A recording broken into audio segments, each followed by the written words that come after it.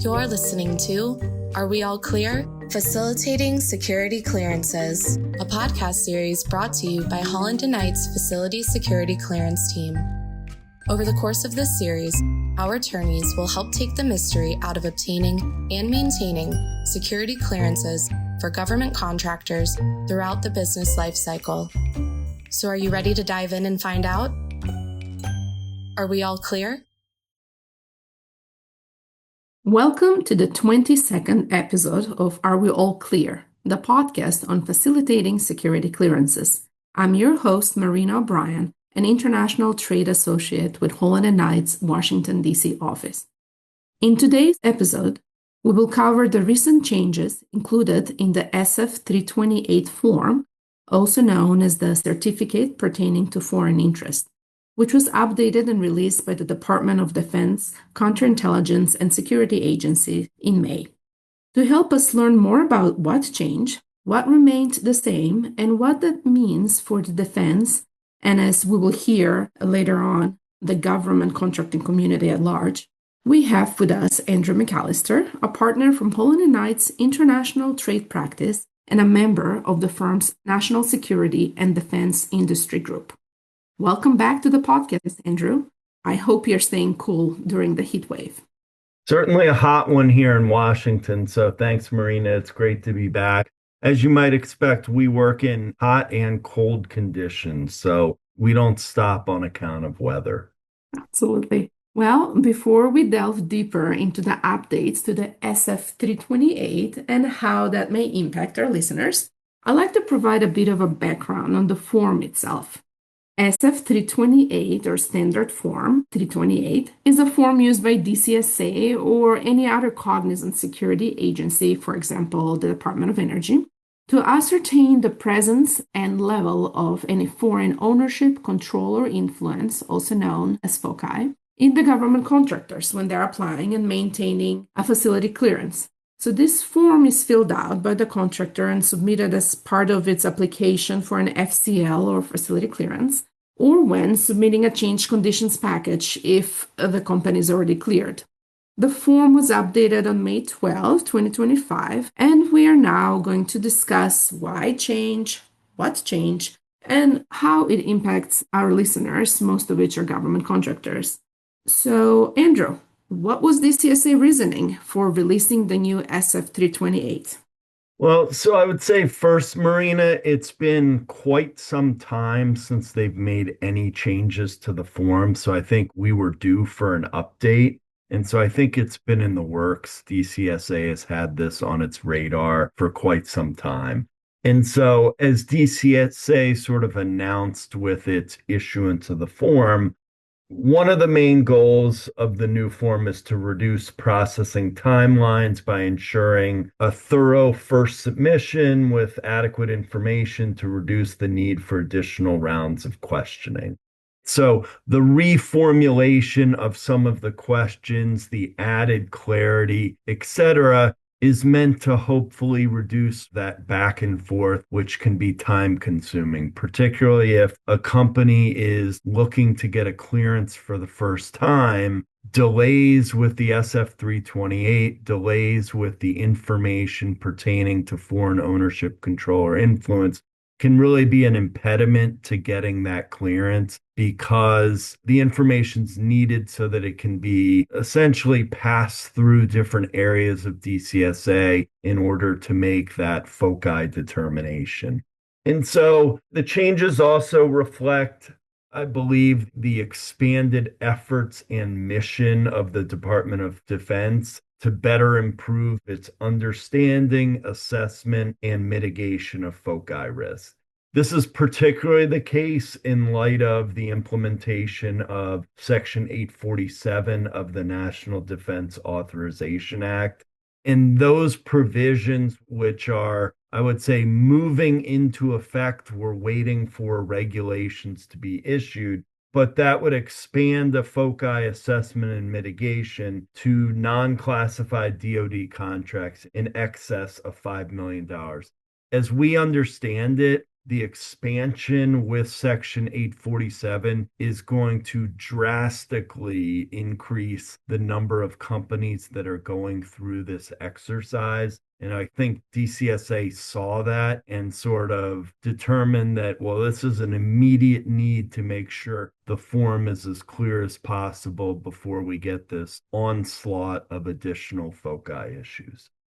Yes, that all makes a lot of sense. And Section 847 will definitely impact many government contractors who didn't have to worry in the past about FOCI reporting. Okay, let's switch gears and talk about the changes. Could you please give us a high-level overview of the changes in the form? Absolutely. And so I guess one sort of initial change is the document has shrunk from 10 questions to 9 questions. So that's the first thing you see when you open up the form. I would say the other piece is the instructions in completing the form are embedded within the form itself. And so previously, there were instructions, sort of standalone documents, and then those familiar with completing the information through the electronic portal, currently the NIST system. There were also prompts within that system. And so part of it is to sort of combine and amalgamate all of the information into a single document.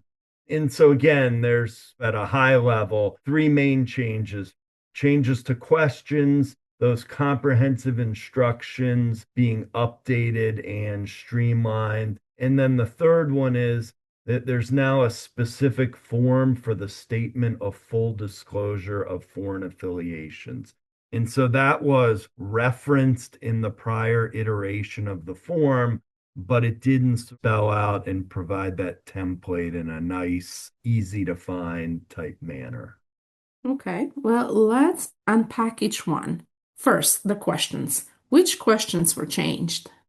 Yeah, so as I said, the structure of the SF-328 remains essentially the same, meaning they're yes/no questions. They look quite easy and simplistic when you first open the form, but obviously there's quite a bit of detail and quite a bit of supplemental information that a company needs to provide when it has affirmative responses. So, in terms of sort of looking at some of the specific questions, which I would say broaden the scope of aspects and provide maybe more in-depth disclosures as well. So, question one, as an example, talks about nominee shares. Those were previously captured in a separate question. It's actually the question that was deleted, question 8. And so nominee shares is getting at, do we have instances, do we have information where there may be individuals or owners behind the shares? And we want to make sure that DCSA actually knows the companies and individuals that hold the different ownership interests. Question 5, which talks about relationships and arrangements with foreign persons, things like contracts and agreements. It also adds grants and side letters as well.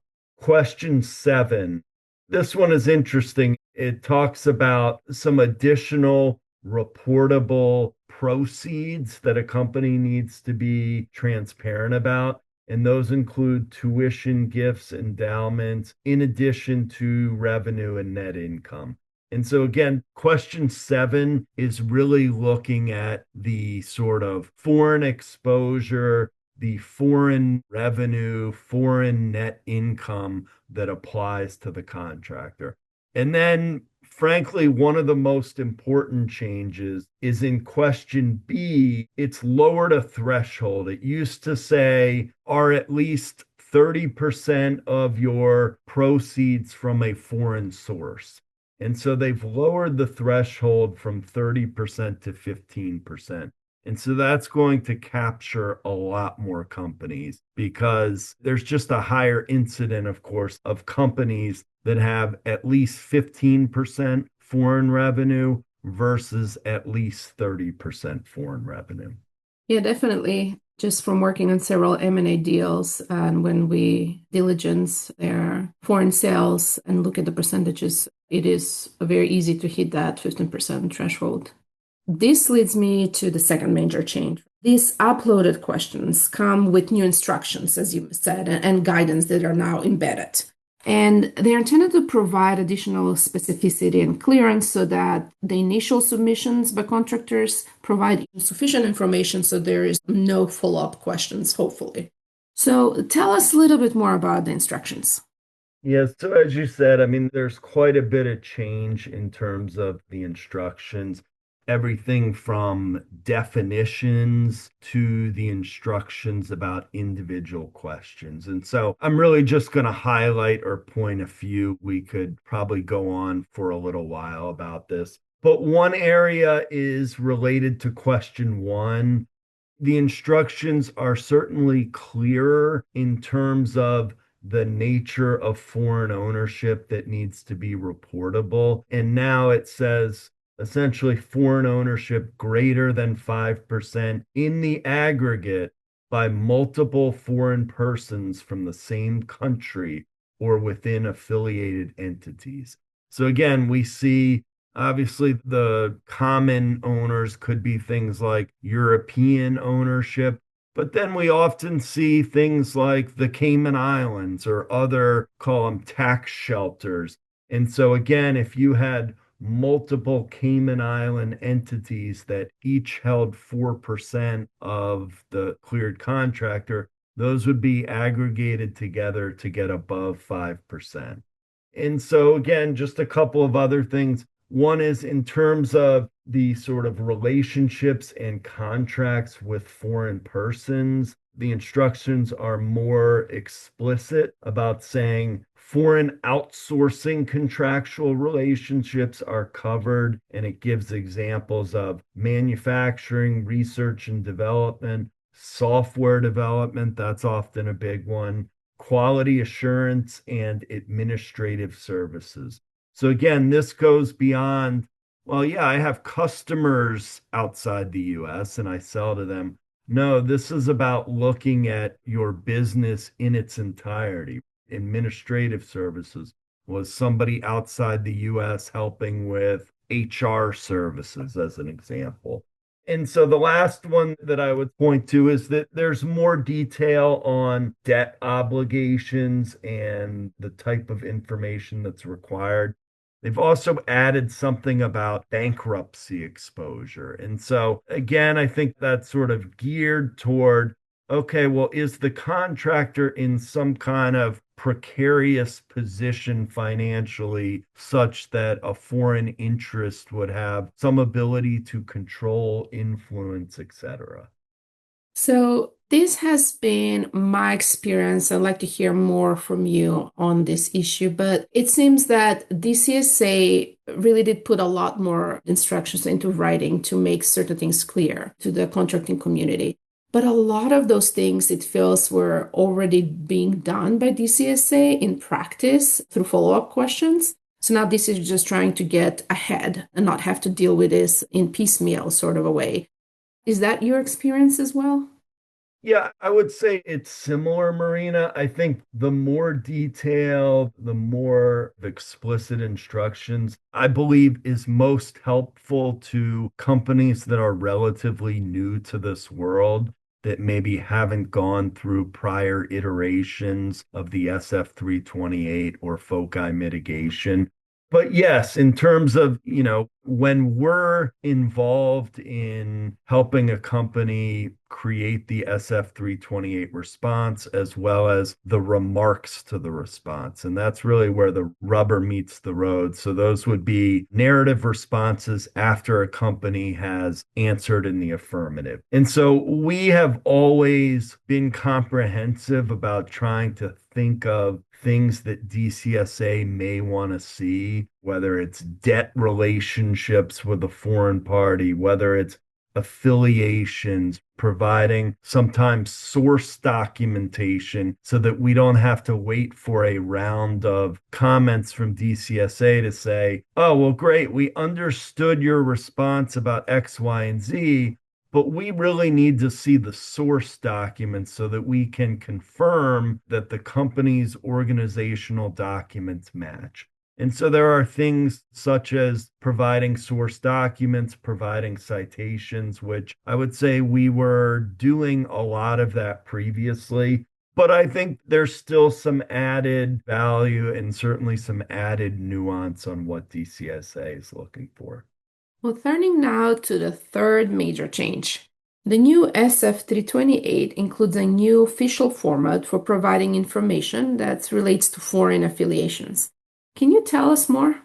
Yeah, absolutely. So a foreign affiliation statement is required when the entity responds affirmatively to question 8. Question 8 asks if any individuals holding management positions within the organization also hold positions with or serve as consultants or representative for any foreign person. And so let's give you an example that I see all the time, which is yes, the individual has a management responsibility on the cleared contractors board or acts as a senior officer. Well, it turns out they're also a director of this tiny little Indian subsidiary that maybe is unrelated to the business of the government contractor. Maybe it's providing software development, etc.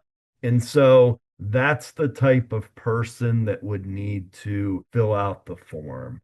And so for each individual, there's essentially a separate requirement to fill out the foreign affiliation statement. And in that form or statement, you list comprehensive information pertaining to the individual, the foreign interest, the individual's relationship with the foreign interest, and the individual's duties with the U.S. entity. Well, that's quite a lot of information. But let's talk about what remained the same. What hasn't changed?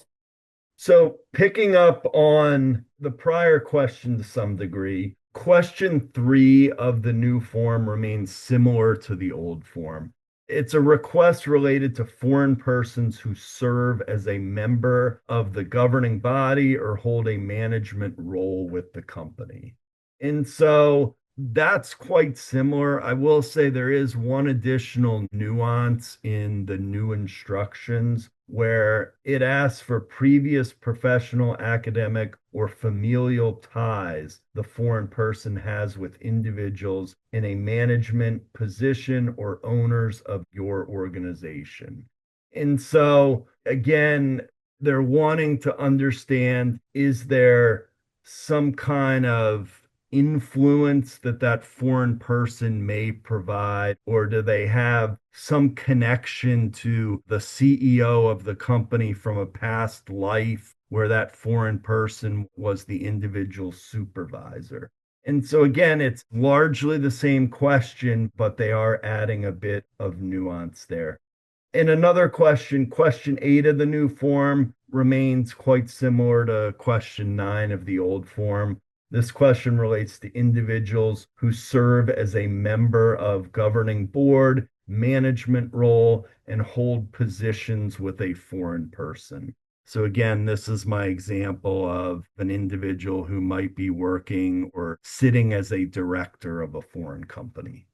Well, with these new changes in mind, are there any industries or institutions particularly impacted by these changes and the expanded scope of the SF-328? So I guess one that sort of sticks out, particularly as you read the instructions to the SF-328, are academic institutions. And academic institutions, we've seen those become more of a thing in terms of export control compliance, export control enforcement. And so I think this is sort of expanding some of the oversight and acknowledgement of the role of universities here. And so as part of the instructions that there are questions or guidance that talks about including tuition, gifts, and endowments in the question pertaining to foreign revenue. So I think that's a pretty good indication that DCSA is wanting to understand more about academic institutions and universities. And I guess just one other piece relating to that same group is depending on responses to certain questions within the SF-328, there may be a need for that institution to provide further information about foreign student population, foreign faculty population, research agreements with foreign persons, and any exchange programs with foreign persons. So as you can see, this is fairly intrusive and could require some time on behalf of the institution to pull together this information.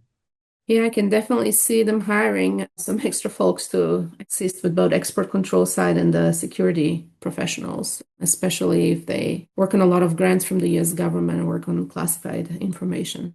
But let's now turn to a little bit more on the logistics.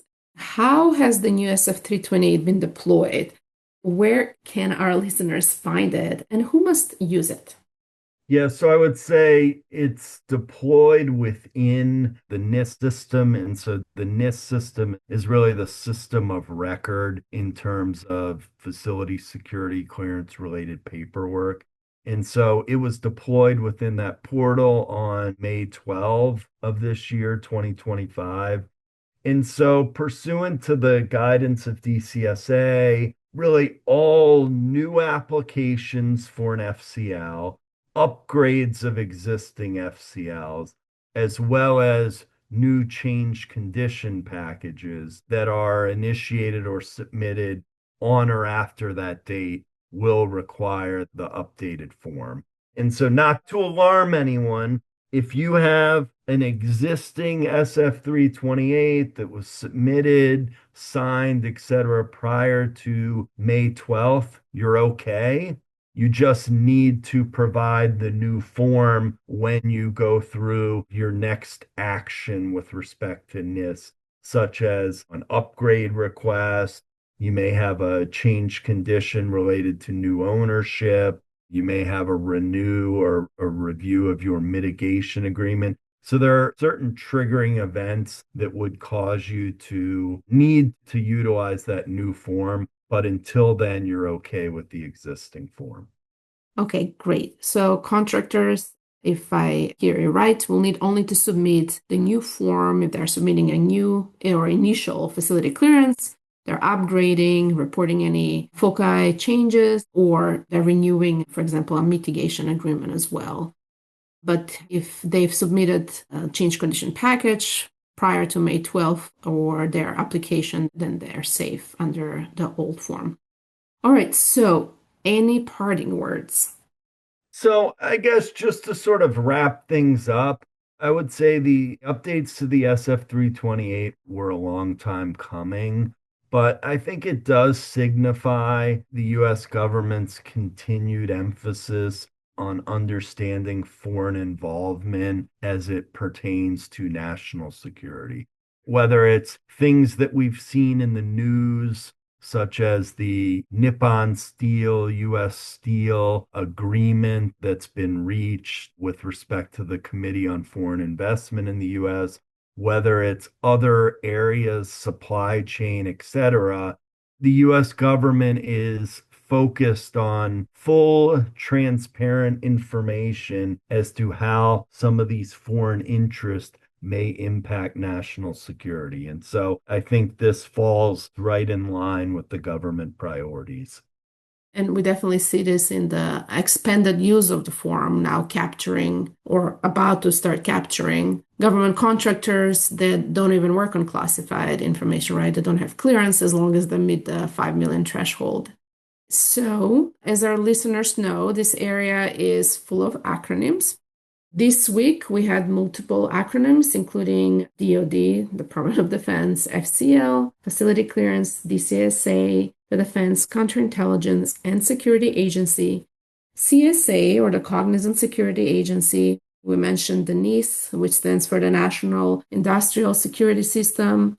Of course, FOCI, Foreign Ownership Control or Influence. Each episode, we ask our speaker to explain an acronym that featured in the episode with wrong answers only. Andrew, would you like to choose an acronym? SF, as in the SF-328. And so my statement there would be SF, submit fully. And so what that means is you look at the form and you tell yourself, it's only 9 questions. This can't take longer than an hour. But we need to submit it fully, meaning we need to pull in the various resources within the company, the supply chain team, the sales team on revenue numbers, legal team, finance and accounting team. And so we really need to understand a lot of different components of the company and how it works, not only in the classified space, but more broadly, how does the company work? And where do its tentacles go, whether it's the company itself or the individual? So that would be mine, submit fully. That's quite on point, I would say. Well, thank you for joining us, Andrew, and thank you for our listeners for following us and listening, and I hope everyone has a great week. Please tune in soon for our next episode. Thank you for listening to Are We All Clear? Facilitating Security Clearances, a podcast series brought to you by Holland & Knight. For more information on our facility security clearance team, please visit hklaw.com/FCL.